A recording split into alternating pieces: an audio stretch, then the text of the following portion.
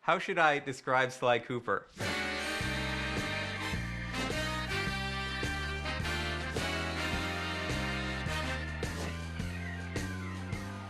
He's charismatic, Suave, debonair. Cool, slick, fast, stealthy, athletic. He's a daredevil. Sly Cooper is charming thievery.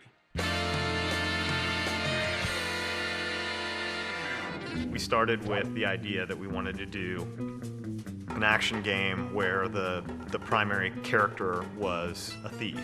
The choice of a raccoon was a pretty natural fit in terms of, you know, obviously the mask being in place, being, as Dev would say, a creature of the night. We very early on wanted to make a game that looked and felt like a cartoon, but was one step closer to realism rather than flat and graphic. We started experimenting with different ways we could bring this character to life, cell shading, how to make it feel like a cartoon but still feel like a great 3D game. We want it to actually look like it was inked and painted. And we want the backgrounds to be, you know, really lush and have a painted look, so it looks like it's a living animated episode that you've been thrown into. When you look at the game, initially, the first thing that draws you in is the beautiful art style and lush, very, very lush look of the environments. But when you actually play the gameplay itself is lush as well.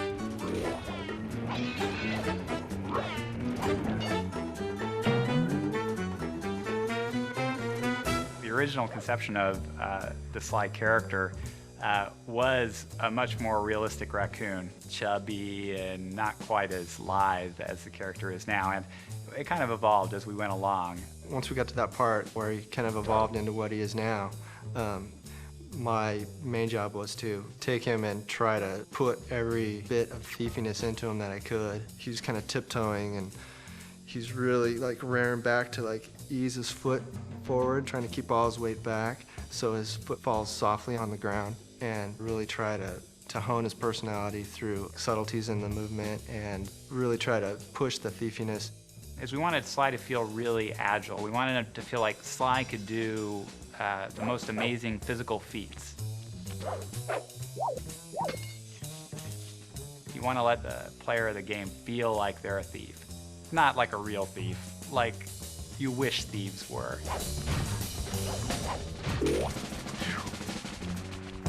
Sly Cooper's story is really cool. He comes from a long line of super raccoon thieves. And the source of their kind of thieving greatness is this book called the Thievius Raccoonus. It's this incredibly valuable heirloom that is stolen from Sly's family when he's very young. He has come of age, and now he feels it's his noble duty to take back the Thievius Raccoonus. Sly has two buddies, Bentley and Murray. Bentley provides a lot of the plans for their missions. He does a lot of things that are very important for Sly to complete his missions. Murray has a huge case of Sly envy. He wants to be Sly in the worst possible way, and he has absolutely none of the capabilities to do it. A hero's only as good as his villains. We wanted to create villains, you know, making them dangerous, making them menacing, making them goofy. Just giving them as much personality as Sly Cooper.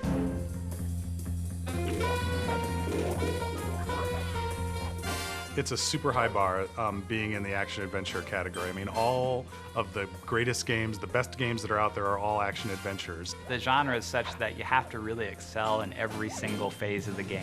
Going from saying Sly should be sneaky to actually having him feel sneaky in the game is hard. You have to start and you have to get the animation right, then you have to figure out how the engine's going to play the animation and how it gets affected by where he is and what he's doing and how the player can feel in control at the same time. People are doing shoot-'em-ups and things with, you know, big weapons and things like that, and this is all about character, so you can get the feeling of, you know, I am Sly and I'm sneaking around. Anytime we can exploit anything in the environment, build it in a way that, you know, as Sly's running over, it might seem more stealthy. We completely exploit that. And our golden rule is whatever is thiefier wins. If you want to make a game that looks different, The PS2 gives you the opportunity to do that. As a programmer, it has a ton of tools for solving all sorts of different types of technical problems. A big focus for us has been in getting our tool set to the point where the artists were really unconstrained. Artists will come to us with, they want the game to look this way, or boy, can we have a line around all the characters, the cell shading that we do, or how can we do the lighting models so that things that are bright have certain colors on them. And they have a lot of really cool ideas, and I and the other people on the programming team work on trying to get the technology put in place so that we can make those ideas happen. What we were able to do was put together our own lighting algorithm in vector units and then do the same thing for the cell borders that we put around all our characters. We could get it to all run super fast and have it all look different than other games. That was really our goal from the start, was to have a game which looked different. It's been an interesting process building a team to build a game like this. It's been great working with such a dedicated group of people. I've never really ever worked with a group I think as hardcore as this. It really does require unbelievably talented artists, unbelievably talented programmers, and unbelievably talented designers. How you doing?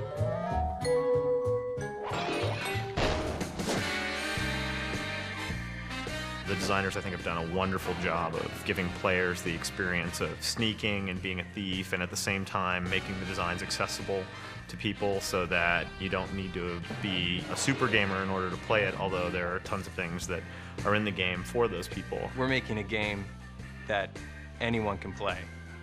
You can't just have great art, you can't just have great code, you can't just have great characters, you gotta have it all. It's not about just how the game looks, it's about how the game plays and how the player experiences it. And it's all about having fun. You can make a really cool character, but if he's not fun to play, it's not worth doing. Sly is cool, he's collected, he's adventurous. Sly is Sly. It is not a misnomer.